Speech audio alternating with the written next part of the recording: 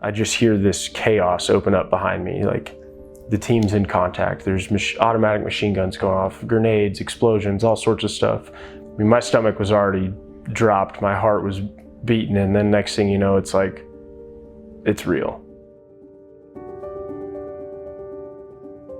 My name is Nick Jones. I was a staff sergeant in the United States Marine Corps.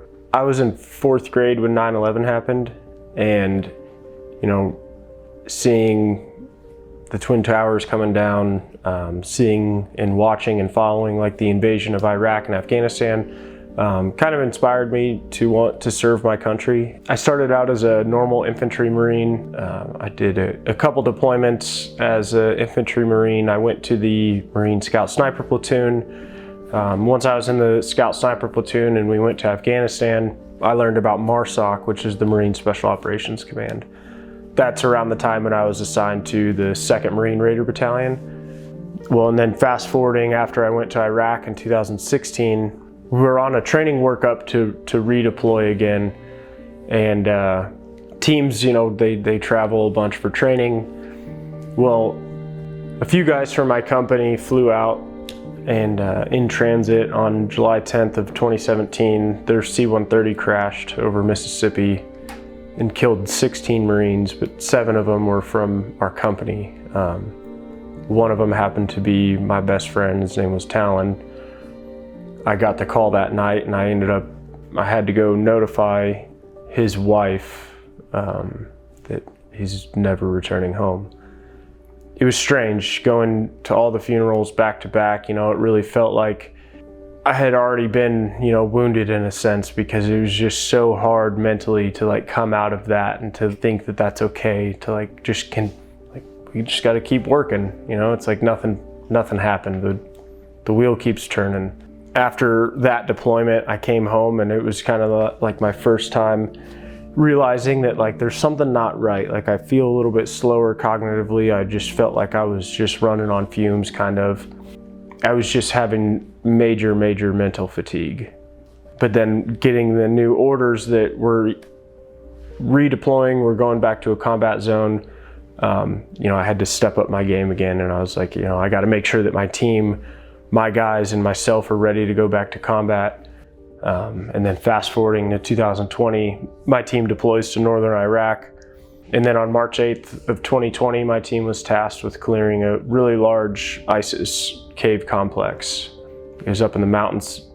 As we start approaching and doing our clears of this cave, I just hear this chaos open up behind me. The team's in contact. There's automatic machine guns going off, grenades, explosions, all sorts of stuff. And then next thing you know, I hear that there's an eagle down. Not even a second later, there's another eagle down. And at that point, my stomach was already dropped. My heart was beating. And then next thing you know, it's like, it's real.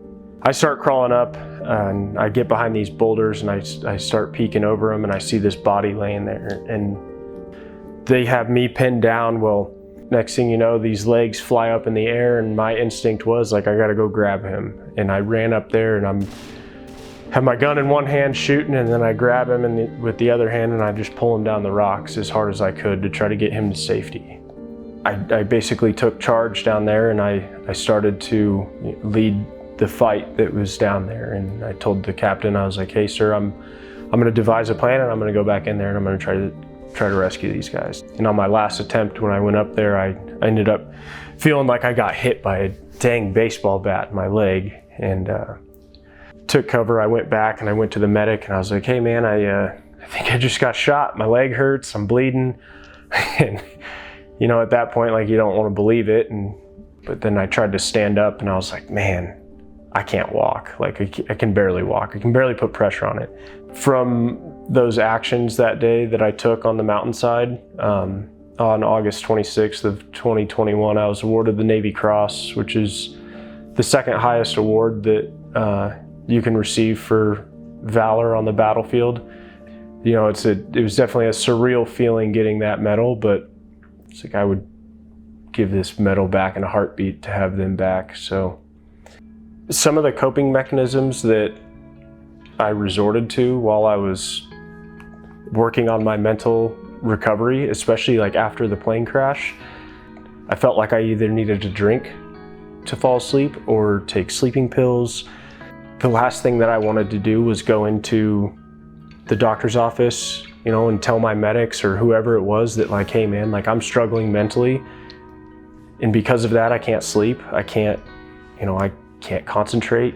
So I drink a bunch of caffeine to stay awake. I take sleeping meds to go to sleep. And then I try to drink to make those thoughts like less vivid. So when my story was heard by Harvard MedTech, it was really cool to see the response that they took about it.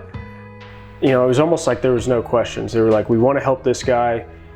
Let's at least send him a headset and see how it works out. But I felt so stuck. And then when I got this headset in the mail and I got walked through all the steps, like you'll be paired with a clinician, you'll have weekly check-ins. I was kind of overwhelmed at the beginning because I was like, man, I'm doing all this other stuff.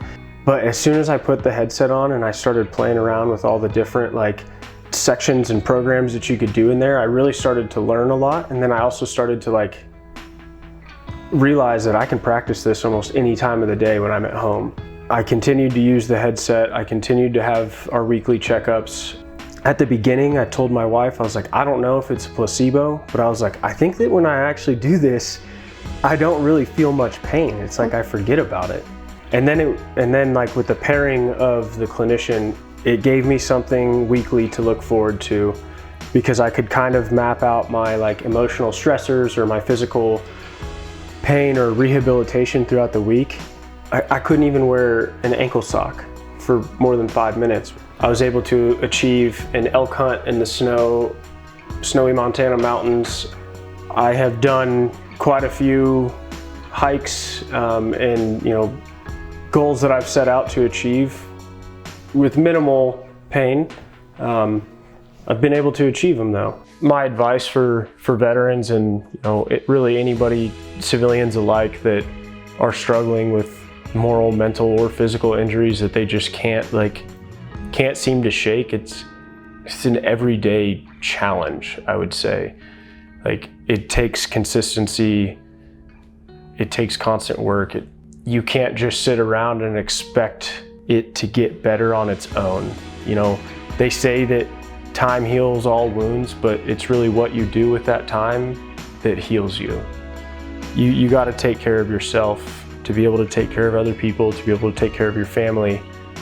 And taking that first step to ask for help or reach out, like talking about it and not holding these things in and being able to share something that's so vulnerable, you wouldn't realize how much of an impact it has on other people's lives because they realize they're not alone.